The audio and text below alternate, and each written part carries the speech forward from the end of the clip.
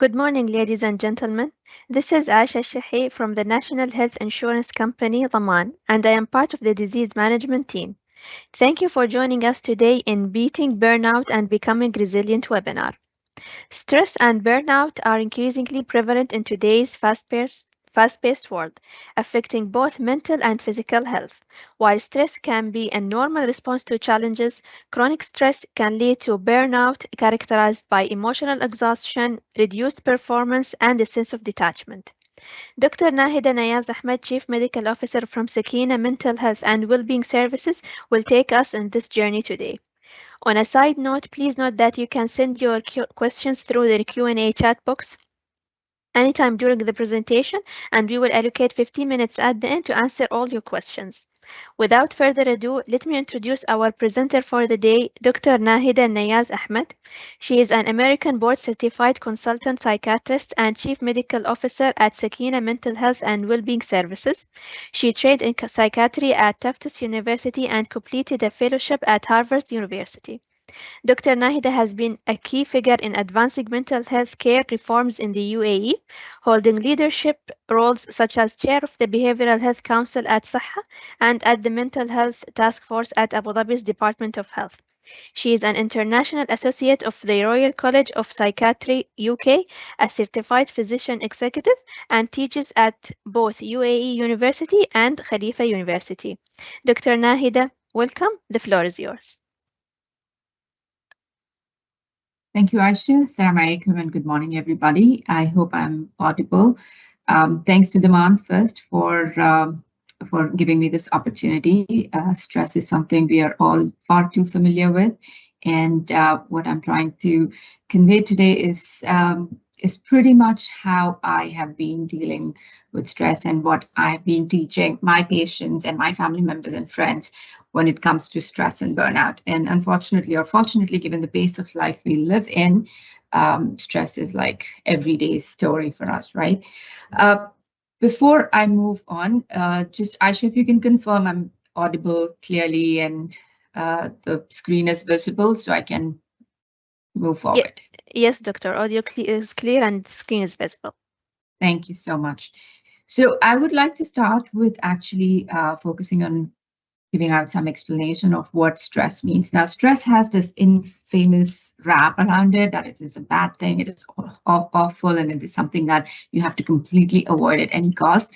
But actually, if you had no stress, then you would not be putting in the efforts you would, in your day-to-day life in succeeding and getting better. So some of the stress is important because that is the stress that helps us thrive and achieve and go out there and conquer the world, which is called the eustress. Eustress is when we are competitive and we are executing our plans and we are, giving out speeches, doing things like I'm doing right now. This is all eustress, which is really essential for our success and well-being. Whereas the distress part of the stress, which is when your stress becomes something overbearing, something very unpleasant and brings you down, keeps you up in the night, that is what we are going to avoid. And burnout, on the other hand, is something that distress, when it is prolonged for a period of time, is something we tend to fall into.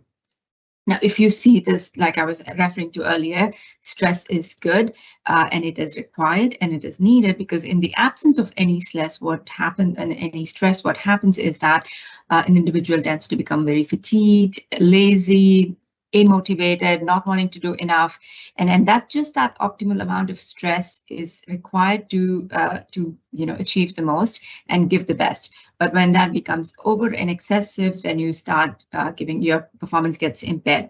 To give you an example, my daughter is an athlete. She used to be a fencer for the national level, and my job for her to was in from the sidelines was to maintain her stress level, because if she went onto the field thinking that the opponent is not is not up to her caliber, it's easy to beat her, I would see her performance was very sloppy and flagging. She wouldn't put in the best. But if she went in stressed and overstressed, thinking this is too good of a player and I'm going to be, defeated easily, if she had that mindset, she would not, again, give her best. So your job is always to make sure that you have that balance of what drives you, but not burns you down, right? So Now, when stress happens to be your lifestyle on a daily basis, when it becomes everyday story that you have not had a chance to, reflect back on how you're feeling about what the things you're doing, then you tend to start developing all these psychological and physiological symptoms that culminate into burnout and eventually maybe even a mental health disorder. Therefore, it is very, very imperative that we maintain a good oversight of how we're feeling about our stress. Now, why is this important? Now, stress hormone, probably many of you have already known, is called cortisol. Cortisol is one of the, neurotransmitter or a hormone that's secreted in our body that influences a lot of physiological changes in our body. For example, the way our immune system is, how are we going to beat the bacteria and the viruses that try to attack us every day? How we are going to cope with stresses, how we're going to cope with emotional, uh, any kind of emotional burden that we have, how we are going to sleep at night, and how our gut movements going to be, and the digestive issues, blood sugar level, etc., etc. So, bottom line is cortisol, when it is really elevated, it can bring down all of this. It's almost like you've heard of the term flight or fight. These are based on the high cortisol level, where you are in a stage or in a phase of like, I have to respond now. I am in a state of danger, or there is something that is unpleasant and not unfriendly outside, and I have to respond. So that's the constant phase your body goes into, where you are consistently believing like you are in a combat zone. That's the signal your body is giving you that you have to keep fighting. Now, when you go and live in this situation for a long time, imagine being in that high stress zone. It eventually gives up, your body gives up, and you are most predisposed to burnout.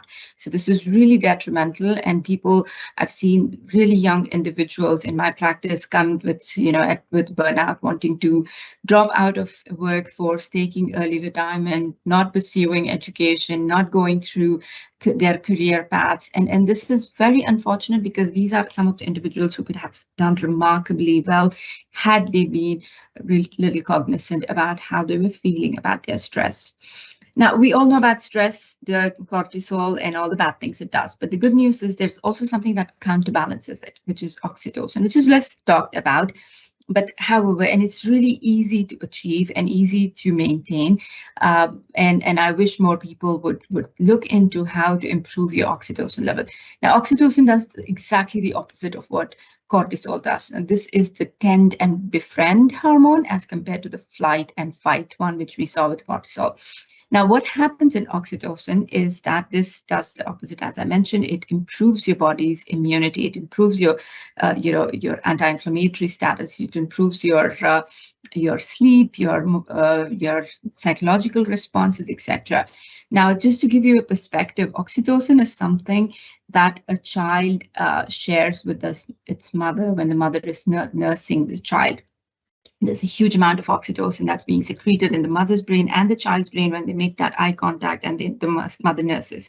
It's a hormone that comes out in huge quantities when a mother is birthing a child. So it's just that hormone that bonds, that binds you, that makes a person, prioritize the person in front of you for their safety, for their welfare and happiness. So, and while this may be in excessive amounts between a mother or a loved one, it also can happen when you exchange a smile, when you exchange a good word, when you give somebody a compliment or make them feel they are in a safe place. So cultivating the safe spaces in work environment, in classrooms, in community is the key to bringing down the stress level. See, the work is never going to go down. The work or the demands of the work or the tensions that come with those demands and the deadlines that come, they are never going to slow down. But what we can do as people in the workforce, as people who go out and have a career every day in education or university students, whatnot, we can create safe spaces for each other and be mindful of making and proliferating that space for everybody around us so nobody succumbs to burnout. Right? So how do we do that? again, altruism, if those of you who don't know the meaning of altruism, altruism is basically being selfless and doing things for others. You know, sadaqah, charity, whatever you name it, being there for a friend, the friend when they call you in need. So this altruism is so underrated. This act of giving selflessly is so underrated in human beings. It's almost not practiced anymore as much as it should be. But the benefits of being kind, the benefits of being there for each other are humongous. It helps you feel good about yourself, because in the end of the day, what happens is that we are all the protagonists of our own stories. We are 8 billion people on this planet, but for each one of us, it's our story we live. And what really it boils down to is that how we feel about ourselves. If I am having a positive self-image, I go out and give out that positivity. But if I've been feeding myself negative self-image, negativity, and negative self-esteem, I withdraw and I seclude myself into that hole of negativity. So altruism is something that really counteracts this phenomenon where one feels good about oneself, that I'm a good person, I have a good purpose in life, I'm giving back to this world, and I'm contributing. So that just that sense of self-accomplishment goes a long way in helping an individual live a purposeful life. Now, going back to what we spoke about, safe spaces are very easy to create. It doesn't have to, you don't have to give staff appreciation days or bonuses or whatever demands or incentives to create a safe space. As simple as having that opportunity to complain or talk about their bad day, or to say I am not feeling supported. That is more than enough for an individual, where he or she can go out and say, I need more help. So that is the safe space that we are talking about. And that is so undermined and lacking these days in a work environment, because we are surrounded by people who are just trying to push us to do the most without giving any room for us to breathe. Unfortunately, that's become the trend. It's like a cutthroat environment in most companies and corporates, and that's really taking a toll on individuals. So you don't have to be the team lead or the HR representative or the CEO of the entity to create the safe space. You can create for each other. The individual next to you could be the safe space provider for that, and it just proliferates. It gives forward. So building those safe spaces in a workspace, in a university, in a classroom, in a community is very, very important, especially to counteract burnout. And how do you do that? I mean, it's simple as saying good words to individuals. And because the words, like I used to tell my children as when they were growing up, use your words carefully, because words are like magic sprinkles. They can go a long way in changing a person. Like you've seen this in movies all the time. The coach comes out, the team is failing, and then he gives a pep talk, and then all of a sudden you see the team goes out and conquers the match or whatever. So we know for sure that the words speak to your heart. Words can actually manifest into your behavior in a good way or a bad way. We saw the biggest of example of this during COVID times. We saw at the peak of COVID, when everybody was, so everybody was feeling insecure and uncertain. There were so many deaths and so many losses from around the world. Our beloved leader, Sheikh Mohammed, came out and he said, "La tshilun ham," just that. And it became almost a tagline for the whole country. Sheikh Mohammed said, don't be worried, so we don't want to be worried. Unlike the other countries where everybody were holding on to food and worried sick about their safety, we felt like we were in a safe space. So that is the power of words, ladies and gentlemen, that it goes a long way. Even no matter how dire the situation in front of you, you could be in the face of a war, like during World War II, Churchill said, keep calm and carry on. The Londoners who were giving up and falling prey to that remorse just kept calm and moved forward, and they won the war, as we know. So the words can really change the trajectory of how the events will unfold. Choose your words wisely. And it's not just the words you're going to be saying on the stage or on an event. It could be any word that comes out of your mouth to anybody who's listening. So be very careful of what you say and try your best to say nice words, because in speaking well, it's not just you're you're benefiting the person listening to you, but also you're benefiting yourself, because this is an act of altruism. It's an act of selflessness, an act of giving, which really comes back to help you and benefit you in many ways. Now, when we are doing all of these, self help techniques, we tend to often fall prey for things that we cannot control. There are many times that we may be the nicest individual in the room, but they're surrounded by nasty people who are arrogant, entitled, whatever. They bring the worst out of you, and we all know somebody like that. We all know somebody who wants to rile you up and just disrupt your peace of mind. What we have to then realize is there are certain things we can control and there's certain things we cannot control, and this is something, it requires a lot of effort. I mean, it's as easy as it can be said on a lecture or in my therapy sessions. I'm like, but when it comes to yourself, it requires a lot of reflection. It does require a lot of pausing and saying, can I control this? Just this morning, I had an incident where I was really upset at somebody, and it took me some time to say, can I control myself? Can I control how this individual is going to make me feel? And yes, I can. The individual's prerogative was to make me upset, but my prerogative is not. I mean, it's in my hands that how I respond. I'm not going to give them the satisfaction of upsetting me. So learning that we have things under our control is very, very empowering. And it could apply to any situation. It could apply at work, it could apply in relationships, it could apply anywhere. People can come and give you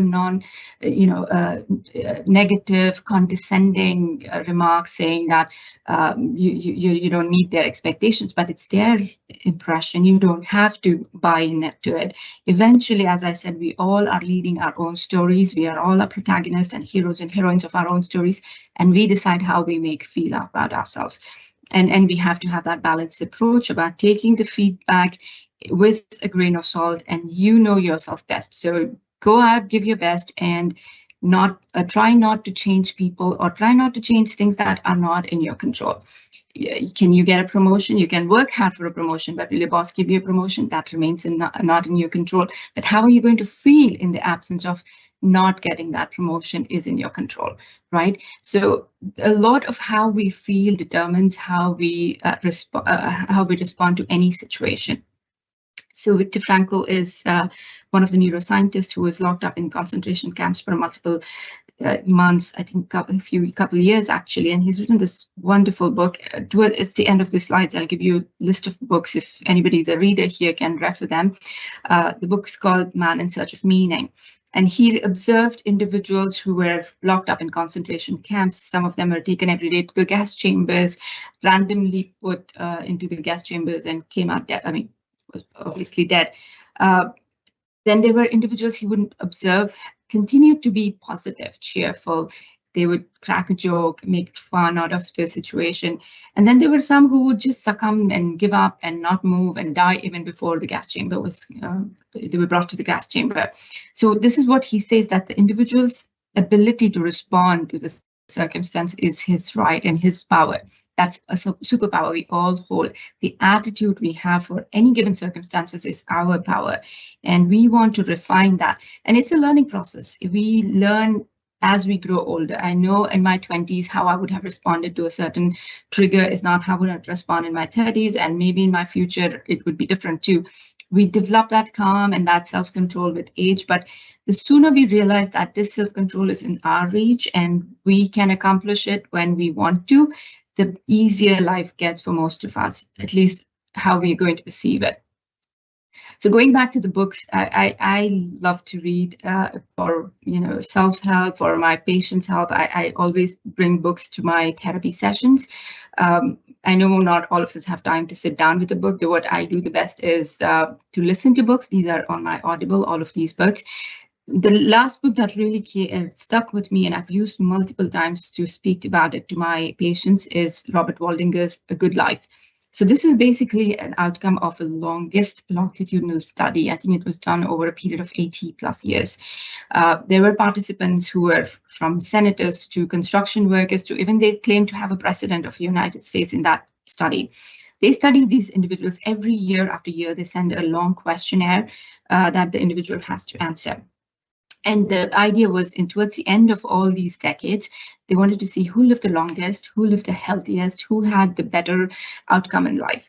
And what they saw in the questionnaires, which focused not just on their monetary status, their education status, but also their emotional statuses, people who felt most fulfilled or who felt most satisfied towards the end of their lives are the ones, not those who went out and achieved the most, or not who made the most money, or were the most famous, but in fact the ones who had the most strong relationships, and they had a meaningful social life where they felt like they were appreciated, they had their community needed them, and they felt like they had contributed to their community. So I think what I'm trying to convey here is that in the end of the day, it really boils down to your connections. We speak about longevity, and I think most of the audiences here are from Pure Health Group. So longevity is now the slogan of the day.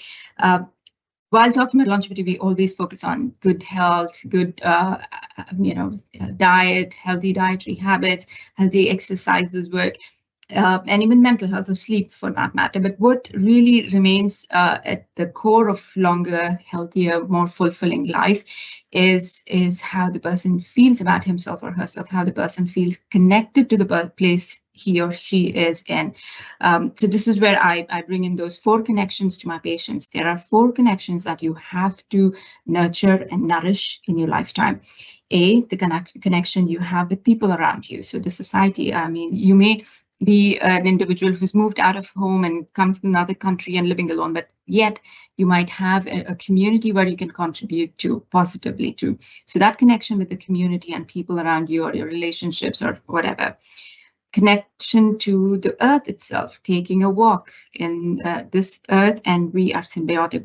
We survive and thrive on planet Earth for certain reasons, because it gives us energy, it gives us that nourishment we require. It's not just through the food or the clean air, but also just being out there in the nature, connecting with the nature, listening to the birds sing, smelling the grass, you name it. I mean, I know it sounds cliche, but when you actually practice it, that connection, that mindfulness, or that detachment from all the humdrum of the world, and focusing on being now and here in the world, watching a sunset, listening to the peace of the wind blowing. These are connections that really builds you from inside. Your cortisol level goes really down, and your oxytocin builds up. Connection to your own self. Again, how do I feed myself in? I mean, when I tell my patients about self-care, they say, oh, I go to salon, I do a massage, I spend on myself. While this may feel like self-care to you, but eventually what really comes down to is what do you see yourself as? Do I love myself? Am I proud of who I am? Do I serve the purpose that I assigned myself? Do I make a difference in this world?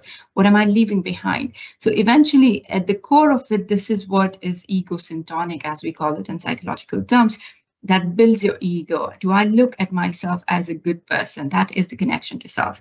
And last but most importantly is the connection to God. And we try to pray, we try to be steadfast on our religious doctrines, but eventually religion is, irrespective of which religion you're following, is necessarily in my opinion, is a manual to life. So how you lead your life, how kind you are to people, how good you are to others around you, how you contribute to the society is what. Give me 1 second. I'm busy. Can you come back later, please? I'm busy. Sorry, there was somebody who did not see the note at the door and walked in. Anyway, so what I was trying to say is that, yeah, connection to God, it's a little bit distracted there. So connection to God as in, finding out the purpose, finding out that you're loved and cared for, and there is a creator who watches out for you. That gives a lot of peace and brings a lot of reassurance to a soul. And that's something that I always tell my patients, and I promote them to follow as they journey through their treatment course, and as they journey through their coping skills and finding their ground, irrespective of their age or whatever diagnoses they carry. The other thing that we need to understand is human beings are, we are the only species apparently that is always constantly thinking. We live either in the past or in the future. We are worried about what happened, or we're worrying about what is going to happen. And very rarely do we spend time in being now and here. So the whole art of DBT, dialectical behavioral therapy, if you see, it teaches you about mindfulness, about being now and here. I'm not sure how many of you are parents in this group, and if you are parents like me with kids in the last 15 years, probably have heard of Kung Fu Panda. One of the favorite quotes of mine from Kung Fu Panda by Master Oogway, and I always relate this to when I give talks, when I talk to my patients.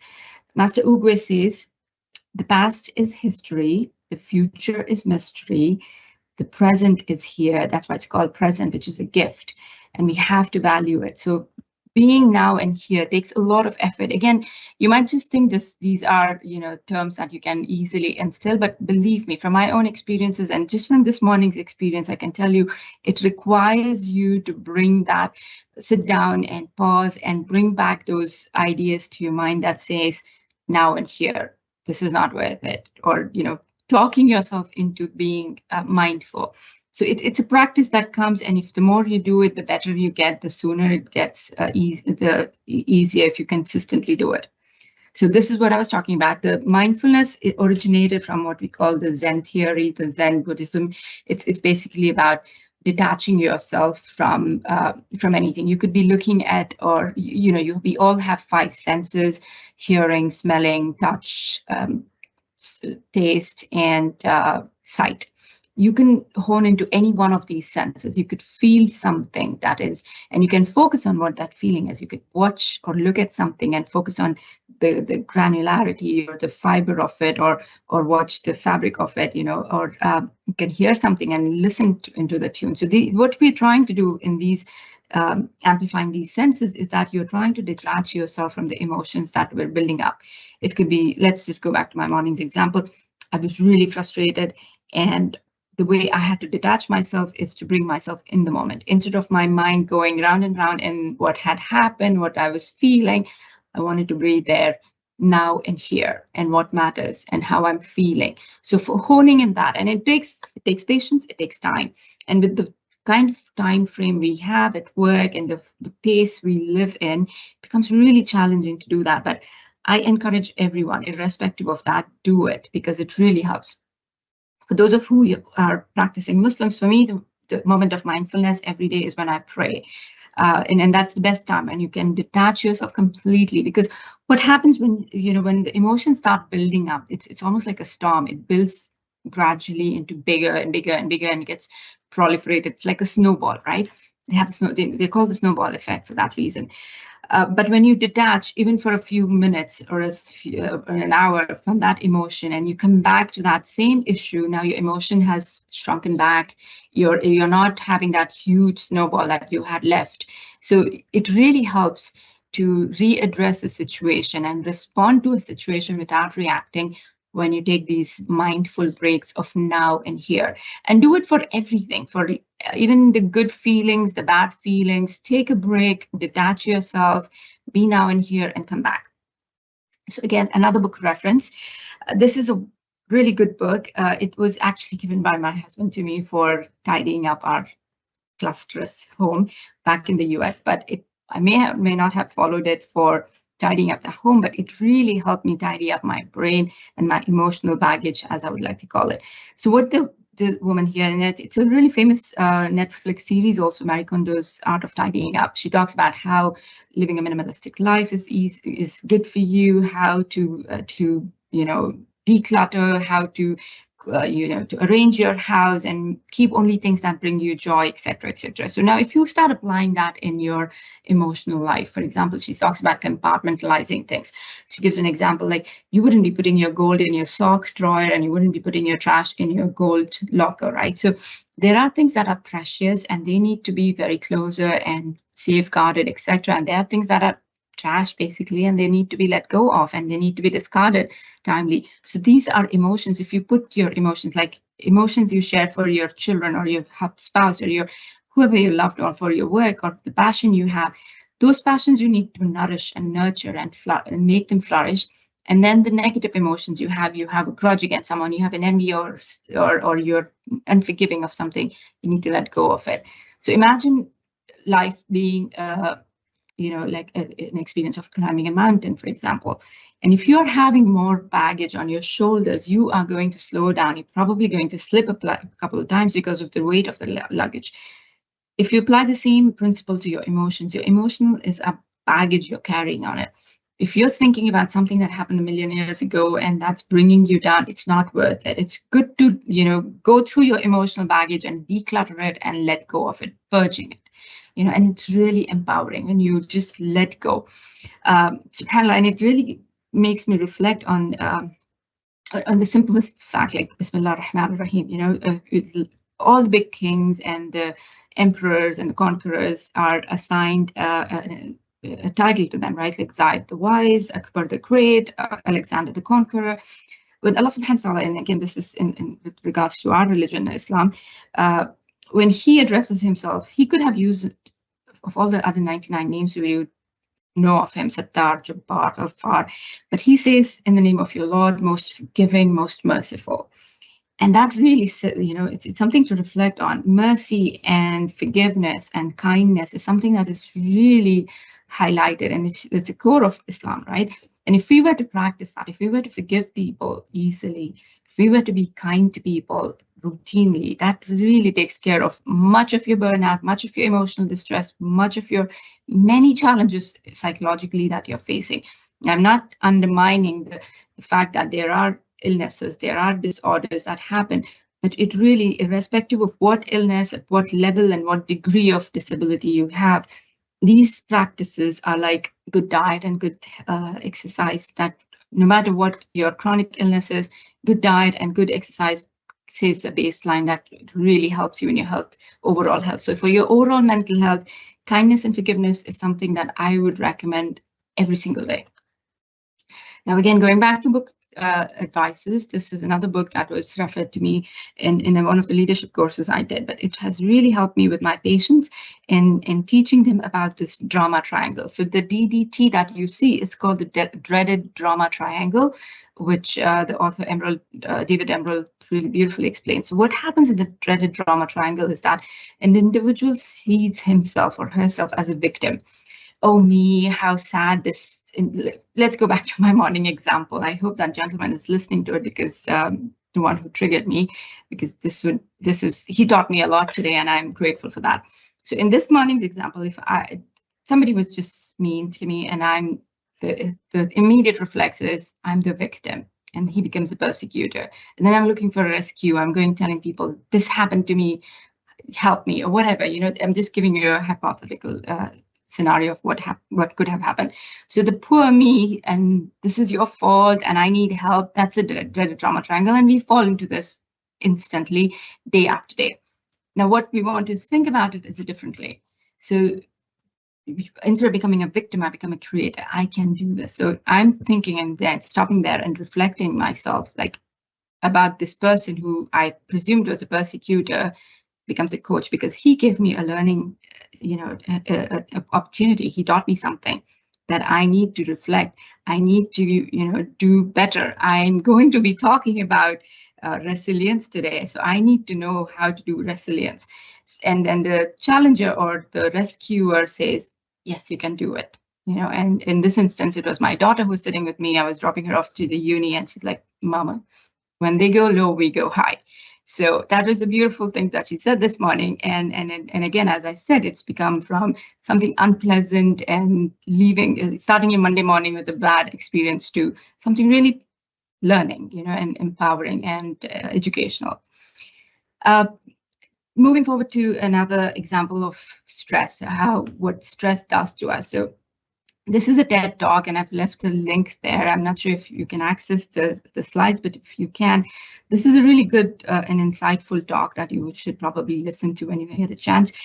This is another research that came out of UCLA, I think, California. It was in one of the universities in California, and it was a 10-year-long research where they studied the biomarkers of individuals. So they studied basically their health profiles from very high risk jobs like EMT, emergency doctors, firefighters, etc., etc. So very high-profile, stressful jobs were taken into individuals from that background were taken, and their health profiles were studied over 10 years' time.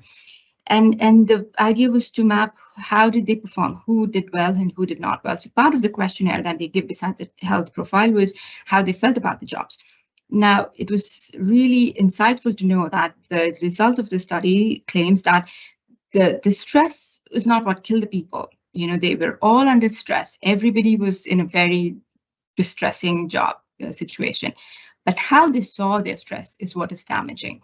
Like, how do I perceive what I'm doing is what's damaging. Now, I want to take a break here and give a personal disclosure, another story that's probably going to be a learning experience for you all, as it was for me. So when I studied in Boston, and when I was in my first year, I had my baby, and at one point I had 3 little kids. And like all mothers growing up in this region, we want to be hands-on, give the best, do everything by ourselves, cook 3 meals and feed them, take them to school, blah, blah, blah. So we used to have in my training therapy supervision classes, and the supervisory professor usually ends up becoming our own therapy session.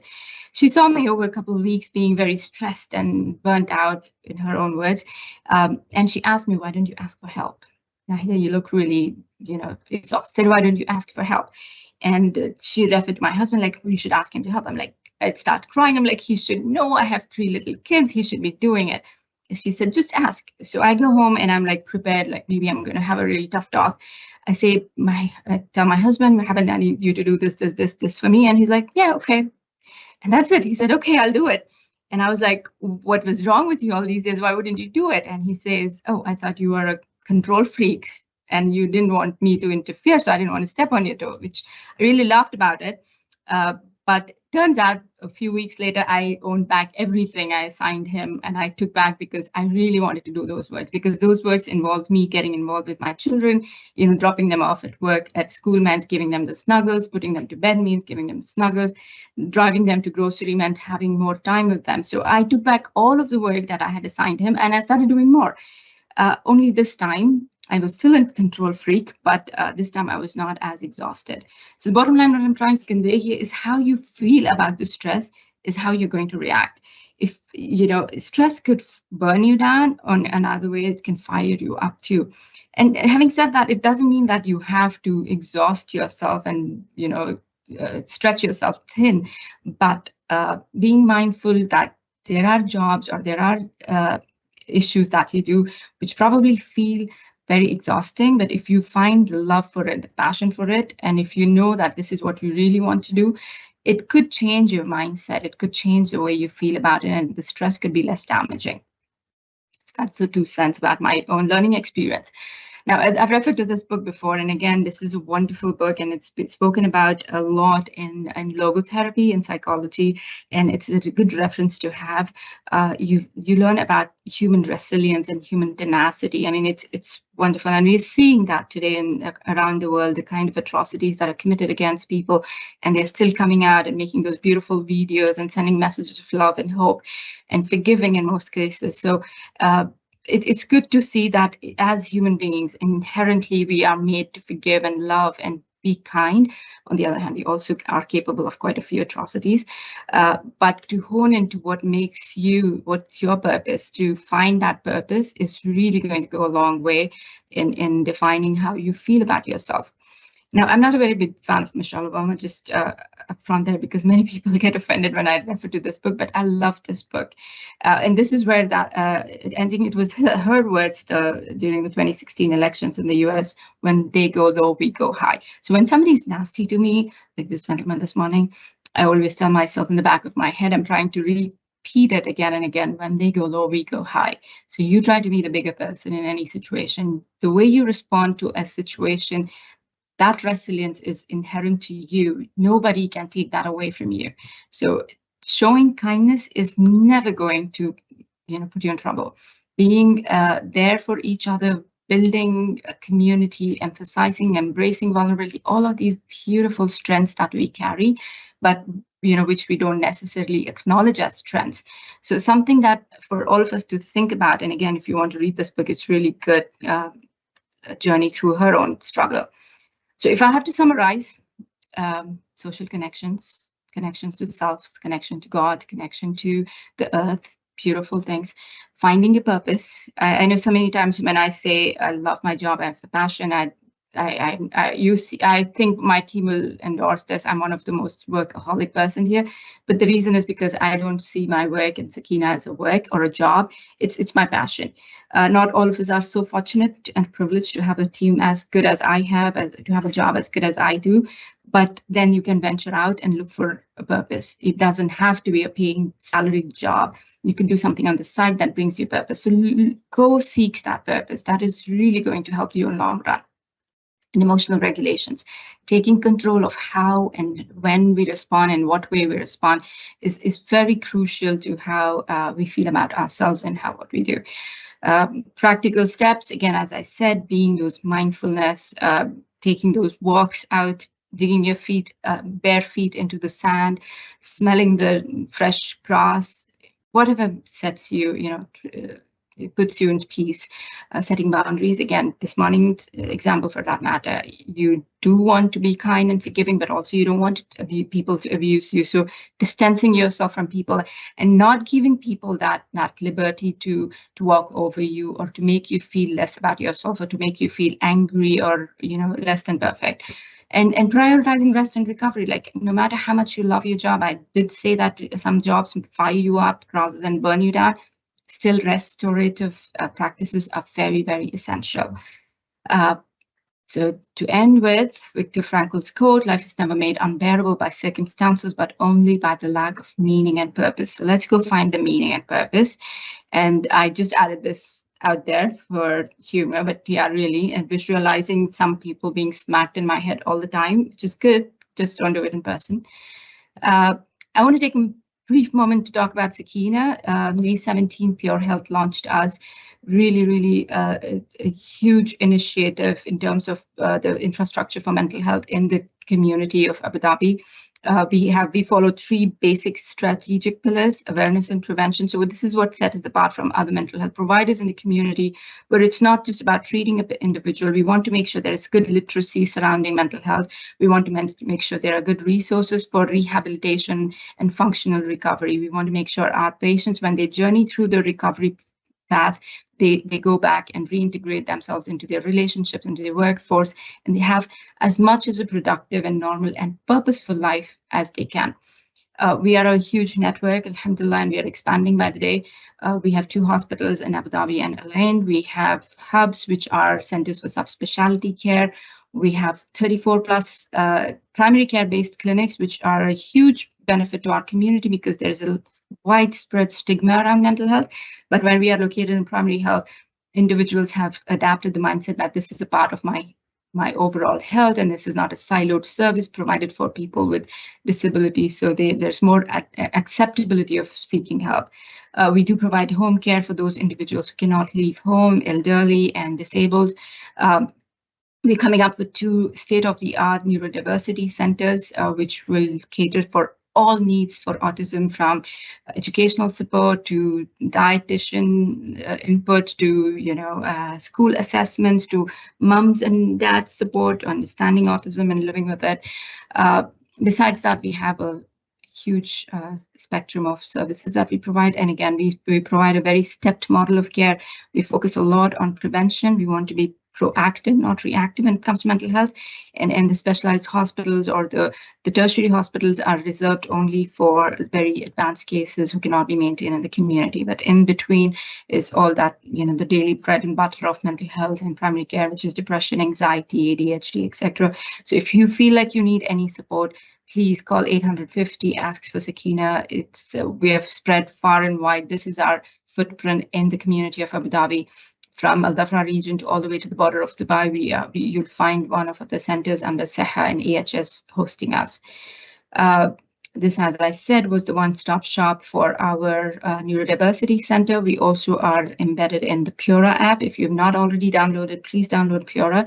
We'll soon be launching our mental health app, which will give you a lot of insights into keeping your mental well-being a priority. So that eventually brings me to the end of my talk, and I hope you've enjoyed it. Thank you. Thank you, Dr. Nahida, for such an informative presentation around one of the critical issues we face today. Now we will be moving to the Q&A session. So, Doctor, for our first question, what are the key difference, or is there a difference between stress and burnout?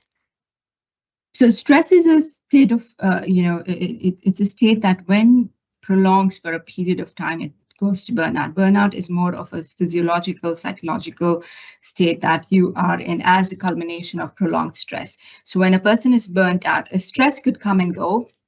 It's transient and people can cope with it. When burnout happens, it's really difficult to get out of it, except for having proactive measures to counteract it. So burnout is more serious, whereas stress is something that comes and goes, and it's a mindset as well. So, Doctor, what are the consequences of unchecked burnout?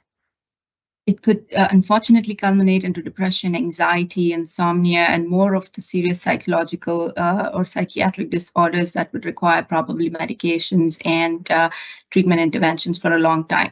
Not so that is in an individual level, but also on a on a psychosocial level. People are not invested in their relationships, so relationships go south because people are all the time irritable and angry and don't know how to cope with small triggers. These are the people who don't show up at work, who don't finish their tasks on deadline. So there's a lot of absenteeism. So as a corporate, if you're leading a corporate, you'll see a lot of downfall in productivity and utilization of these workforce. Mhm. And Doctor, is there like different types of stress? Yes, as I mentioned earlier, there is good stress and there's bad stress, and there's distress, of course. The good stress, which is the eustress, is what makes us all do better and cultivate good habits and go out and reach for the stars. The distress is where you are put through a situation where you don't want to be. It's almost like an alarm. Imagine individuals living in back in the day in the jungles, and they had to be on a, always vigilant because they could be attacked by a predator anytime. They have to look for a shelter to sleep in. So that form of a heightened or a vigilant mindset is as a result of people being in a stressful environment. So when people are not finding a safe space, this is how they live, and that is not a very productive form of lifestyle for individuals to thrive. Mhm. And Doctor, moving on, how can someone tell if their stress levels are becoming unmanageable? It will start showing up in your day-to-day lifestyle. Not sleeping on time or not getting enough sleep, not feeling rested, feeling constantly on the edge, feeling irritable, snapping out at people, not being able to cope, not having interest in going out and doing things that you would normally do. So not finding the joy in the work that's assigned to you, etc. So these are all some of the symptoms. But if you have a doubt, just get yourself checked. Have a session with a therapist or a psychiatrist. Get it out of your, don't wait for it to manifest into a psychiatric disorder before seeking help. Mhm, mhm. And Doctor, moving on to our next question, how does stress influence the immune system and susceptibility to illnesses? So, like I showed in one of the slides, cortisol has a huge impact on the way the immune system responds. So that cytokines, for example, the inflammatory markers, all of these go up when your body is in a constant state of stress, and these invariably affect how your body responds to, let's say, common cold. When an individual is healthy, happy, in a good and balanced mood, the way that person would respond to a common cold is entirely different from an individual who's exhausted, tired, not eating on time, not sleeping on time, and feeling emotionally burdened. So the progression of illness is delayed, the recovery is delayed, and the recovery is not complete when you are under stress. So your physical health is hugely dependent on your mental health as well. Mhm, mhm. And Doctor, regarding family support, someone is inquiring, I would like to know what we can do when no one is ready to help in the family when we are mentally exhausted with respect to baby caring, same as your scenario, even after multiple talks. That's unfortunate and quite common with most working mothers. And but if you are able to afford help outside, just feel free to, because in the end you have to be feeling 100% to give you 100% for your children. I'm assuming this is coming from a question from a mother. So this is something that I learned. I wanted to do everything for my children, but there was also so much to be done otherwise. So what I could delegate, obviously I lived alone without a family in the US while I was studying, except my husband was also in super busy training program. Mhm. So I would delegate, like, getting the house clean to somebody else, getting the groceries to something else. So where you can shed off your workload, try to do that. Even with the children, having a nanny, somebody you can rely on, or taking them to a daycare where they can be in a safe and controlled environment. Giving yourself that breaks becomes really imperative for you to keep continuing to going on that track of giving the best for your children. Mhm. And Doctor, moving on, how to become competent to manage stress levels, especially that you have introduced and shared some books that are worth to read. Understand and apply which needs time and efforts again when the person is going under so many pressures and stressful by now. Is there a quick solution? It's all a learning experience, it's all practice. The quick solution, as I said, is mindfulness, just knowing yourself, go and understanding. I have a friend who always talks about, she thinks about what she thought. It's a beautiful phrase to say. We never think about what we thought, we just think. So thinking about what you're thinking and where your mind is going, if it's going into the negativity, because as that Professor McGonagall's study showed, it's not the stress that kills people, it's how you think and perceive the stress that kills people. So detaching all the negativity out of that mindset, and taking your mind into now and here, what matters, what is important, and detaching those emotions out of an event or a situation, that really goes a long way. Again, you cannot do it unless you practice it mindfully every day. I've been doing this for 15 years now, but I still have days like today where I have to need somebody to remind me to do that. Mhm, mhm. And Doctor, stress is a health time bomb as it affects the overall health. When should the person decide to go for the medical treatment, even with the doctor advice, and how long? So again, it depends. Your body knows. Your body keeps score of how you're feeling, and if it's starting to affect your lifestyle to an extent that you are no longer the person you recognized yourself, as in you're not participating in social activities, you're not sleeping, you're being upset about little things, you're not finding joy. That's the core basically. You're not finding joy in anything. You could be eating your most favorite flavored ice cream and not finding the joy. You could be going and hanging out with your best group of friends and not finding the joy. That is an indicator that something is amiss, and it never hurts. I mean, I always tell my patients or my friends to be better safe than sorry. Get yourself assist.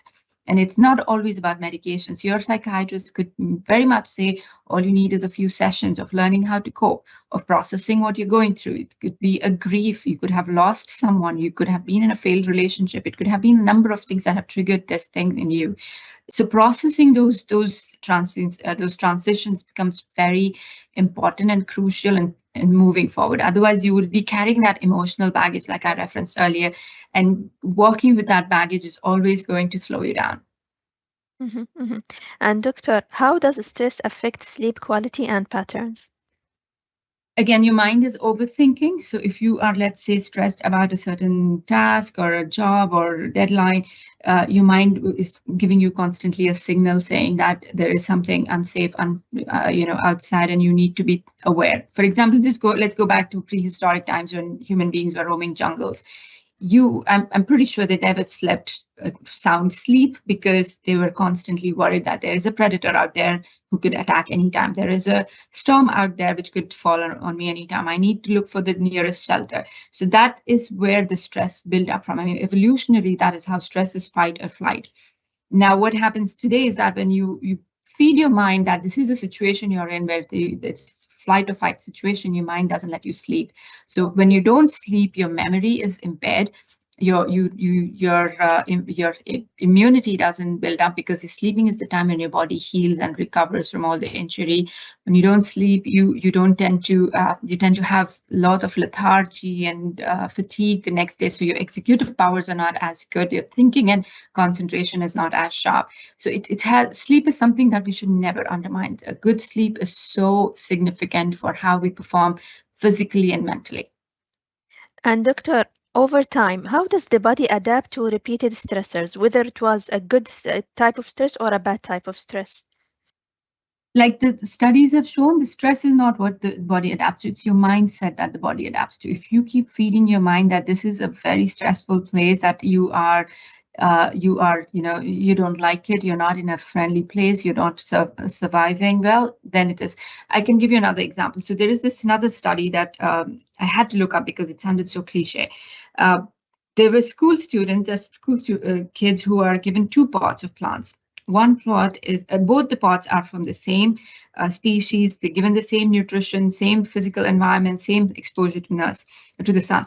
And one pot, the students are advised to come and say the nicest words, say the sweetest, kindest things. And then one pot, the students are advised to shout and yell and say ugly things. Uh, the outcome was that both the pots survived because they got the good nutrition, they had the things required to live. But the pot that had the good feedback given to it was most lustrous. They were more greener. Their flowers bloomed better. And the other pot, though it survived, it was not as much as well. So stress is not just about how well you're feeling, but also how much you can accomplish. If you're in a safe space, if you're building a safe space for yourself and a safe mindset, you can go out and get a lot more done as compared to someone who feels tied down by stress. So again, think about it physically. I mean, if you can visualize it, think about it as a baggage. If you're trying to hold on to a negative baggage, a hugely burdensome baggage, you're not moving forward. Mhm. And doctor, for our last question today is about Sakina. Do we have services in Sakina for preteen and teen behavior counseling? Absolutely. So Sakina caters to across the age range. We have actually an entity called Sakina for Children that ranges all the way from 2 years to the youth, early adulthood, and we provide all sorts of care for different symptoms and different issues concerning the adolescents and children. Great. Thank you so much, doctor, for attending. This was our last question. Thank you so much for such an informative presentation about stress. Thank you. Thank you for having me. I enjoyed speaking. I hope people have enjoyed my talk too. Yes, they did surely. Dear audience, this is the end of our webinar. Please take a moment to answer the survey questions. Your feedbacks and inputs are appreciated. Moreover, note that you can view the replay of the current webinar as well as the previous webinars in our YouTube channel, Daman Insurance. Thank you again for joining us today, and special thanks to Dr. Nahida for your valuable input. Looking forward to meeting you all at our forthcoming webinars. Stay safe and enjoy the rest of the day. Thank you, everybody.